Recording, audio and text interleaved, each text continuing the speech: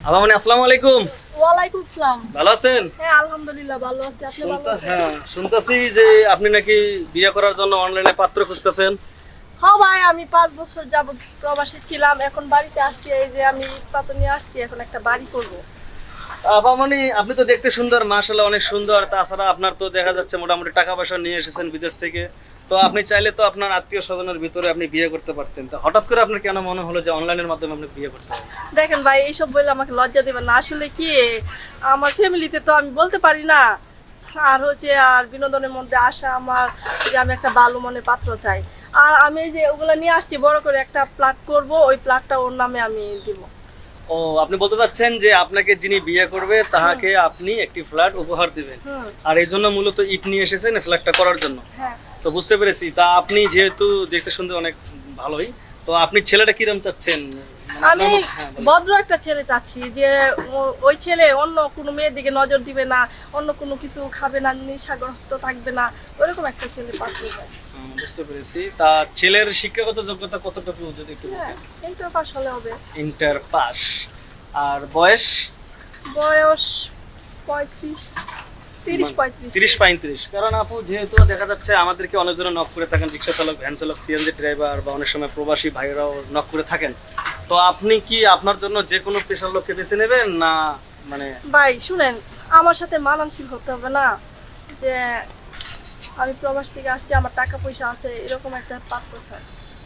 বুঝতে পেরেছি। তা আপনি কি ছেলেটাকে কি ঘর জামাই হিসেবে রেখে দিতে চাচ্ছেন, না বিয়ের পর আপনাকে নিয়ে আপনি আপনার শ্বশুর বাড়ি চলে যাবেন? ও যদি থাকতে চায় তাহলে থাকবে, না হলে ওর সাথে শ্বশুর বাড়িতে চলে যাব। বুঝতে পেরেছি। আর আপনি যে ফ্ল্যাটটি দেওয়ার কথা বললেন, হ্যাঁ, এই ফ্ল্যাটটা কি বিয়ের সময় দেবেন না বিয়ের পরে দেবেন? ওটা তো বিয়ের পরেই দিব। বিয়ের পরেই দেবেন না? তো দর্শক, আপনারা সবাই বুঝতে পারছেন যে আপু কি চাচ্ছেন। আপু চাচ্ছেন অনলাইনের মাধ্যমে একটি বিয়ে করাতে। তো আপনারা যদি পারেন আপুকে বিয়ে করার জন্য অবশ্যই আমাদেরকে কমেন্টস করে জানাবেন। আর আমরা যখন আপনাদের কমেন্টসের উত্তর দিব তখনই আপনারা বুঝবেন যে হ্যাঁ, আপনারা সঠিক জায়গায় নক করেছেন। কারণ আমাদের মতো অনেক লোকই আছে, দেখা যায় যে আপনাদের নাম্বার পেলে আপনাদেরকে বলে যে হ্যাঁ, এই ঠিকানায় আসুন, আমরা মেয়েদের সাথে পরিচয় করে দেবো, আমাদের মেয়েদের সাথে বিয়ে দিয়ে দিই। দেখা যায় আপনারা ওই যে প্রতারকদের পাদে ফাদান দেওয়ার পরে আমাদের বদনাম হয়। এই জন্য মনে করবেন যে পেজ থেকে ভিডিওটি আপলোড হবে, ওই পেজ থেকে যখন আপনাদেরকে রিপ্লাই দেওয়া হবে তখনই আপনারা বুঝতে পারবেন যে সঠিক জায়গায় নক করেছেন।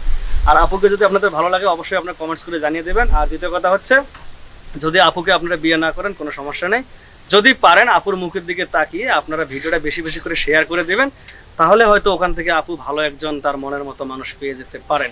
তো আপু বলেন। তো যেহেতু আপনি অনেকদিন যাবত আমাদের পিছনে ঘোরাঘুরি করতেছেন, তো দেখি আপনার কপালে কি আছে। কারণ ইতিপূর্বে আমরা অনেক বিয়ে শাদী দিয়েছি, তো আমরা চাবো চেষ্টা করলে অবশ্যই পারবেন। হ্যাঁ, তা তো অবশ্যই আদিত্য করতে হচ্ছে। সবুরে নেওয়া ফলে আপনি একটু ধৈর্য ধরেন, দেখা যায় অবশ্যই হয়তো ভালো একজন পাত্র পেয়ে যেতে পারেন। তো দর্শক, ভিডিওটি আর আমি লং করব না। তো আপনাদের কাছে আমার একটা বিনীত অনুরোধ, অবশ্যই ভিডিওটা বেশি বেশি করে শেয়ার করে দেবেন, তাহলে হয়তো আপু ভালো একজন মনের মতো মানুষ পেয়ে যেতে পারেন। আর আপনাদের কাছে একটা অনুরোধ, আপনারা অনেকজনে আছেন দেখা যাচ্ছে যে আজে বাজে কমেন্টস করেন, প্লিজ ভাই এই ধরনের কমেন্টস করবেন না। যে কোনো জিনিস একটু বোঝার চেষ্টা করেন। আর সব ভিডিও কিন্তু খারাপ হয় না, এর মধ্যে ভালো ভিডিও আছে। তো আপু আপনি ভালো থাকবেন। ঠিক আছে ভাই, আল্লাহ হাফেজ। তো দর্শক ভাই, আপনারা সবাই ভালো থাকবেন। আপনার সাথে দেখা হবে পরবর্তী কোনো ভিডিওতে।